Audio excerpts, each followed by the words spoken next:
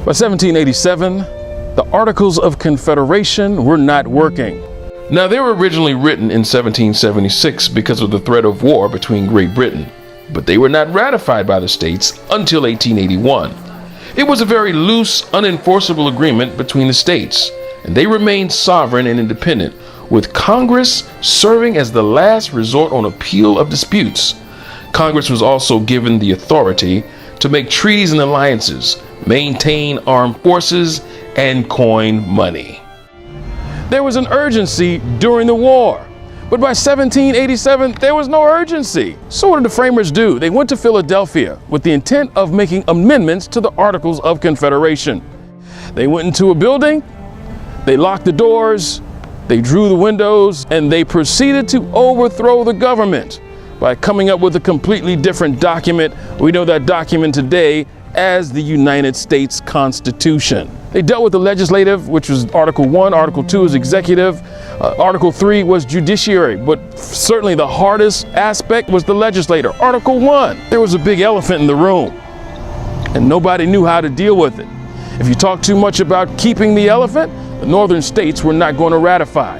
If you talk too much about getting rid of it, the southern states were not going to ratify. So what did the framers do? They actually did something that was absolutely genius. You don't see it much these days. They compromised. They ended up making 3 provisions for slavery. Number 1, they were not going to talk about the importation of human beings until 20 years later, 1808. So you could talk about it in the parking lot, you just couldn't talk about it in the Congress. Number 2, for every individual who was considered not free, those individuals would be counted as 3/5 towards representation. So for every 100 non-free individuals, they would be counted as 60 towards that magic count of 30,000, which reaching that limit or reaching 30,000, you would get another representative in Congress.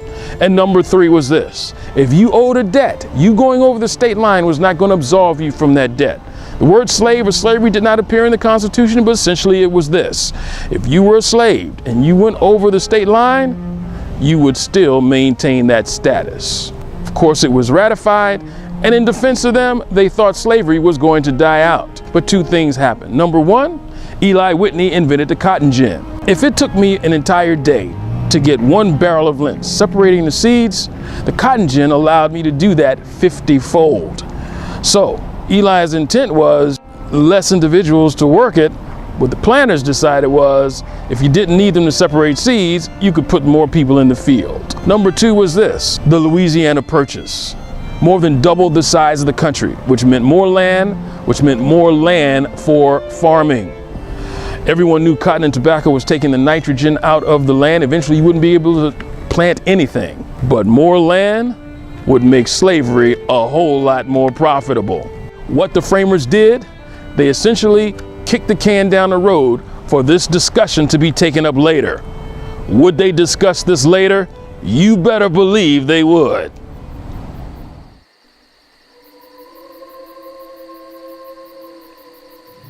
So the discussion continued.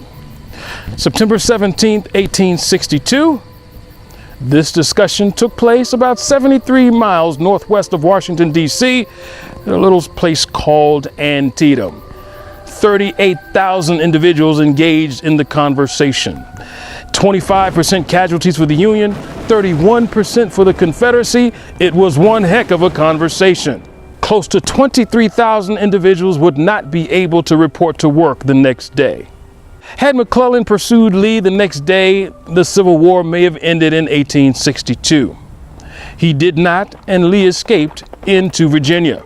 5 days later, Mr. Lincoln was able to present what had been in his desk for quite some time, the preliminary Emancipation Proclamation. It declared that those Confederate states had 100 days to come back into the Union, or their individuals enslaved would be forever free. The Confederacy would not adhere to his preliminary Emancipation Proclamation, and so on January 1st, 1863, Mr. Lincoln's Emancipation Proclamation would go into effect. But what did the Emancipation Proclamation really do?